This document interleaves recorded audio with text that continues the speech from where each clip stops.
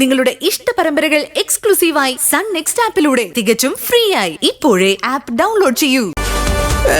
എവിടെയാ ഏട്ടൻ ക്ഷമിക്കുന്നതിൽ എന്നെ കൂടി ക്ഷമിക്കാൻ പറ്റുന്നില്ല. കാണിച്ചു തരട്ടെ എല്ലാത്തിനും ഞാൻ.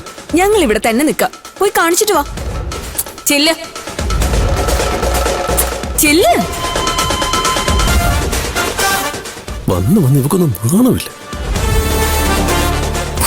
ചുമ്മാ ആ 1500 കോടി കടലെടുത്ത് പോകുന്നത് വരെ ഇറച്ചിക്കടയുടെ മുന്നിലെ പട്ടിയെ പോലെ അവൻ നല്ല അനുസരണയോടെ ഇവിടെ തന്നെ ഉണ്ടാവും.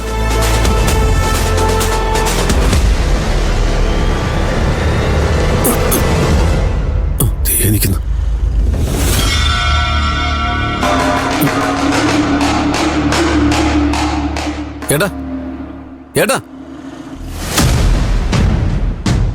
ഇതിങ്ങനെ വിട്ടാ ശരിയാവില്ല കേട്ടോ. എന്തോടാ, എന്തോ പറ്റി? അവളുമാര് എന്റെ മുറി എന്തോ കാണിച്ചു വെച്ചത് പോയി നോക്കിയേ.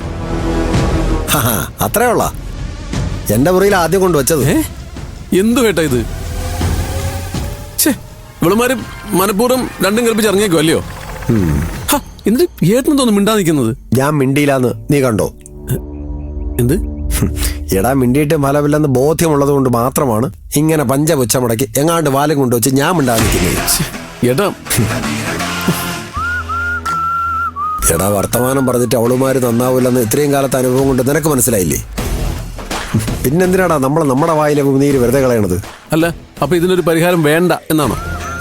പരിഹാരം വേണം, പക്ഷേ നമ്മൾ സ്ഥിരമുണ്ടാക്കുന്നത് പോലെ ഒരു താൽക്കാലിക പരിഹാരമല്ല, സ്ഥിരമായ പരിഹാരം. എങ്ങനെ? കൊല്ലണം.